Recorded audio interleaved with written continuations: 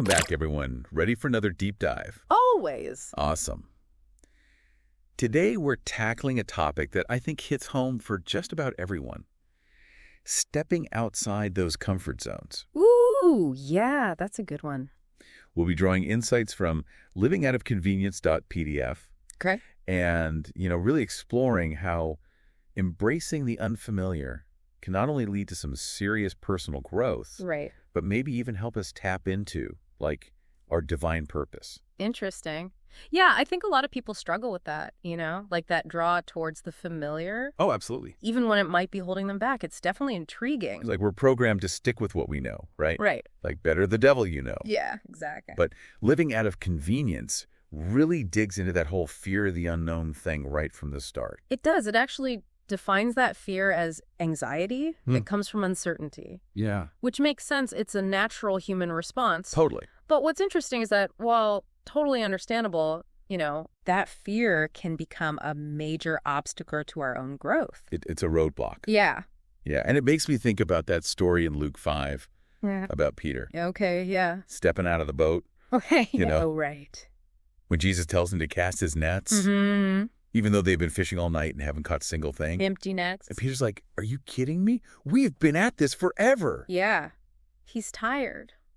But he does it anyway. He does. And it's a perfect illustration of how even someone like Peter, right, who was, super close to Jesus, still struggled with stepping outside his comfort zone. Because it's hard. Yeah. It's hard. And what's interesting, what living out of convenience highlights is the difference between that initial doubt that Peter has and the huge abundance he experiences.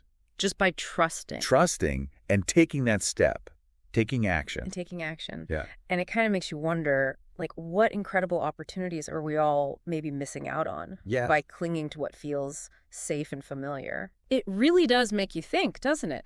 And what I find fascinating is that the document doesn't just stop at the fear of the unknown. Right. It digs deeper into familiarity itself. Not just the fear, but what happens when we're too comfortable. So it's more than just fear holding us back. It's actually the comfort that we find in familiar situations. Exactly. It's like we get stuck. But isn't some comfort necessary, though? Well, of course. For, stability and well-being? We all need that sense of security and stability, absolutely. Okay, good. Just checking. Yeah, no, totally. Yeah. But the document uses a really powerful example to show how familiarity can actually become a trap. Okay. I'm intrigued. Lay it on me. It talks about the Israelites returning to Egypt. Whoa. After being freed from slavery. They literally longed to go back. I can't even imagine. Yeah. It sounds crazy, but it's true. They actually wanted to go back. Yeah. And, Wow. So I guess they were so overwhelmed by those challenges ahead. Yeah. If you look at Numbers 14.24, it talks about how... It paints that picture. Yeah. Yeah. They'd rather have the known discomfort of oppression than the uncertainty of freedom. So I guess that's what you mean by, familiarity making us blind to limitations. Exactly. It can create a kind of tunnel vision where we just settle for what's familiar, even if it's not serving us anymore. Even if it's not good for us. Or even if it's, blocking us from reaching our true potential. So it's not about seeking discomfort for the sake of being uncomfortable? No, not at all. It's about recognizing when our comfort zone has become like a cage. Precisely. Yeah. We need to be honest with ourselves, right? Are the things we're used to, are they actually helping us grow? Right. Or are they kind of secretly hindering our progress? That's a great question. It's a tough question. It is. And this actually brings us to another super important distinction that living out of convenience makes. Okay.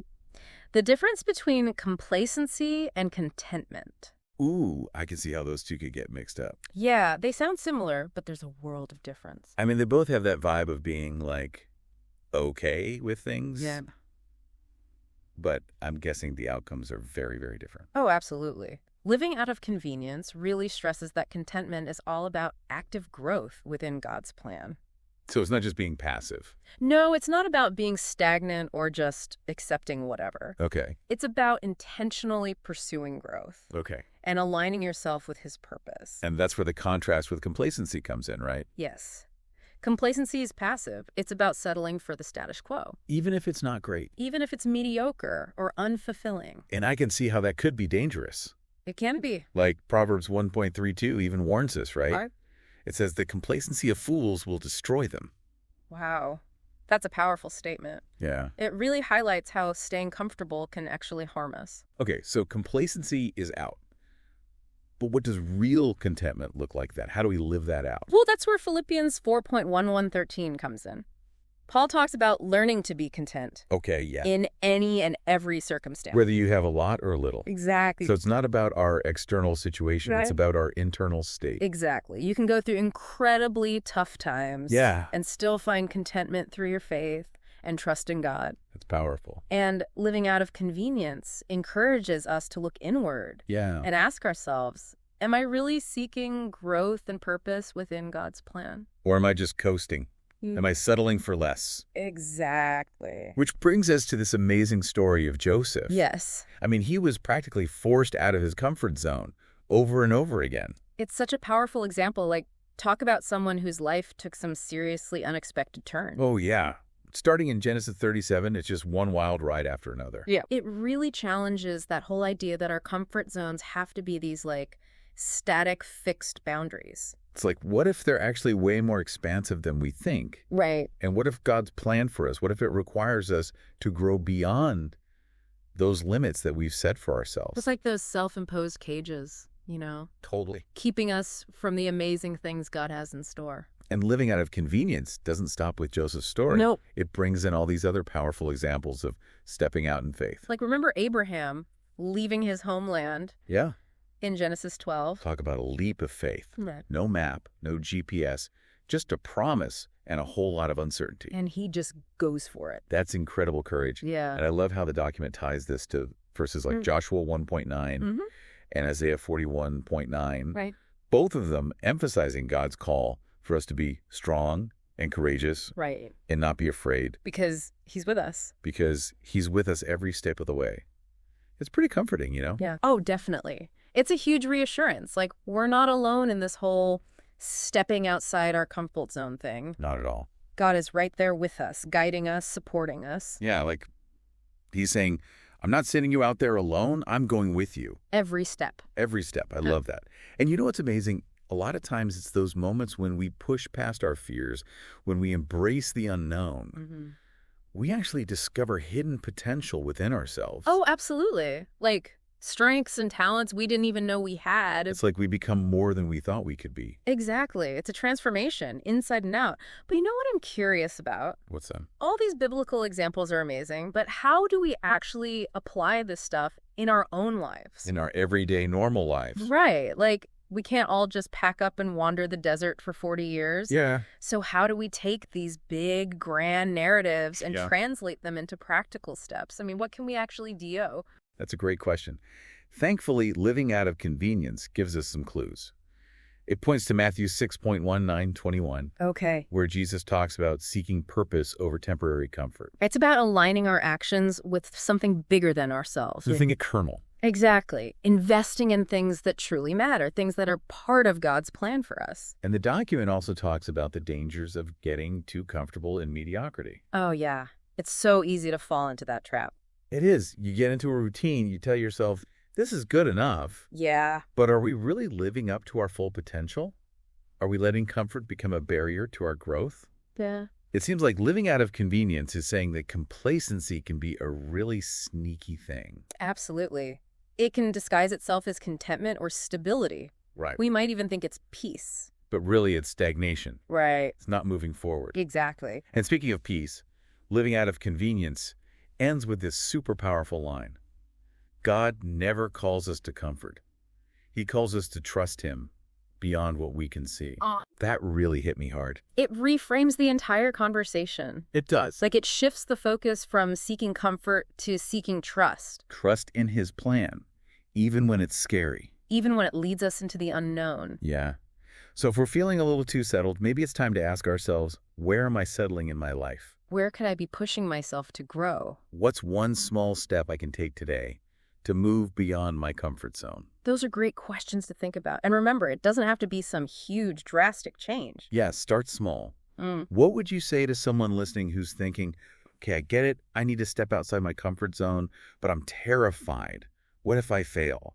What if I make a mistake? Well, first I'd say it's totally normal to be afraid. Of course. It's natural to feel anxious when you're facing the unknown. Yeah. But real courage isn't about not having fear. It's about moving forward, even though you're afraid. And we don't have to face those fears alone, right? Right. We have God's strength and his grace if we stumble. That's a good reminder. So focus on taking one small step at a time. Okay, yeah. Trusting that God is guiding you. Like what kind of small steps? It could be anything.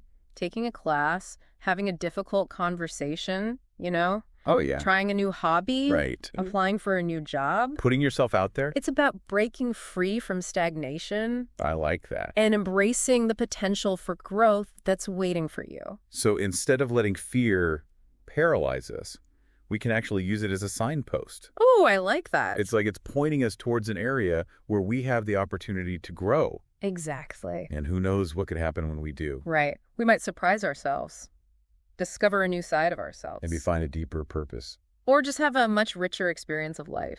Who knows? It's exciting, actually. It's like an adventure. It is. It totally is. It's like that old saying, a ship in harbor is safe, but that's not what ships are built for. Right. We weren't created to just exist. We were made to live, to grow, to explore, to discover all that God has planned for us. And sometimes that means venturing out, into uncharted waters. Yeah. Even when it feels scary or uncertain. Definitely. But remember, courage isn't the absence of fear. Right. It's about moving forward in spite of that fear. It's like trusting that God is with us in the boat, even in the middle of a storm. So as we wrap up this deep dive into stepping out of our comfort zones, let's leave you with a final thought-provoking question from Living Out of Convenience. Okay. What if the very thing you're afraid of is actually the doorway to your greatest breakthrough? Ooh, that's good. What comfort are you clinging to that might be preventing you from experiencing the fullness of God's plan for your life?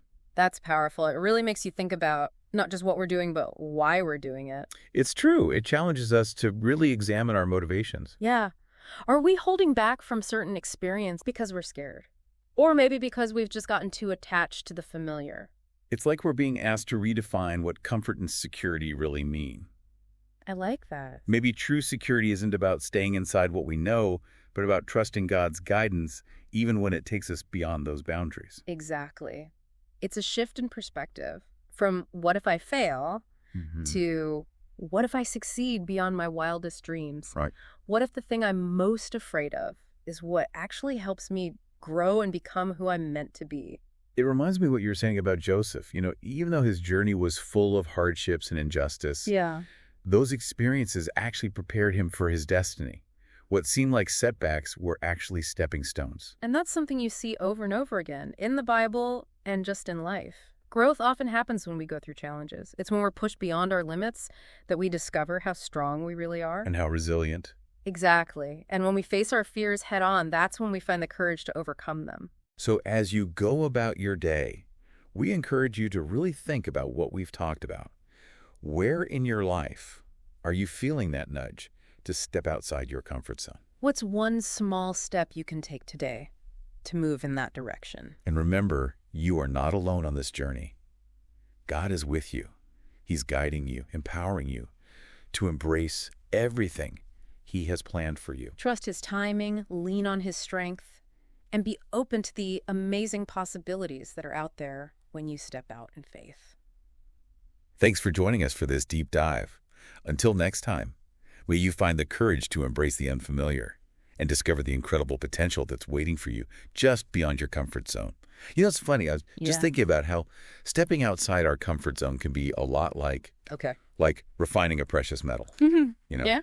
It's uncomfortable. Yeah. It takes heat and pressure. Yeah. But the result is something pure. Yeah, it's beautiful. And valuable. And strong. So strong. Yeah. I like that. Me too. So as we wrap up this deep dive on stepping out of our comfort zones, let's leave our listeners with some final food for thought from Living Out of Convenience. Okay. What comfort are you holding on to that might be keeping you from experiencing the fullness of God's plan for your life? That's a good question. It makes you think, right? It does. It's not just about what we're doing, but it's about why. Our motivations. Exactly. Are we holding back from certain experiences because we're scared or maybe because we've just become too comfortable with what we know. Like we said earlier, it's about redefining our understanding of comfort and security. Right. Maybe true security isn't about staying inside those familiar boundaries, but about trusting God to lead us, even when it feels uncertain. Uncomfortable. Yeah, exactly. It's about changing our perspective. Instead of asking, what if I fail? Yeah. We can ask, what if I succeed beyond my wildest dreams? Right. What if the very thing we're afraid of is actually what will help us grow the most? It all comes back to Joseph, right? Yeah. I was just thinking about that. His story's a powerful reminder that sometimes the toughest times are actually preparation for something amazing. Yeah. Those setbacks were actually stepping stones to his destiny. It's like what doesn't kill you makes you stronger. Exactly. And that's a theme you see throughout the Bible, and really throughout history. We grow the most when we're challenged. Pushed beyond our limit. Or when we face our fears. That's when we find the courage to overcome them. So true. As you go about your day, we encourage you to reflect on what we've talked about. Where in your life are you feeling that nudge? That little push? To step outside your comfort zone. Yeah. What's one small step you can take today to move in that direction? It doesn't have to be anything huge, just one little step. And remember, you're not alone. God is with you. He's guiding you. He's empowering you. To embrace the amazing plan that he has for your life. Trust his timing. Lean on his strength. And be open to all those incredible possibilities that come when you dare to step out in faith. Thank you for joining us on this deep dive. Until next time, may you find the courage to embrace the unfamiliar and discover the amazing potential that awaits just beyond your comfort zone.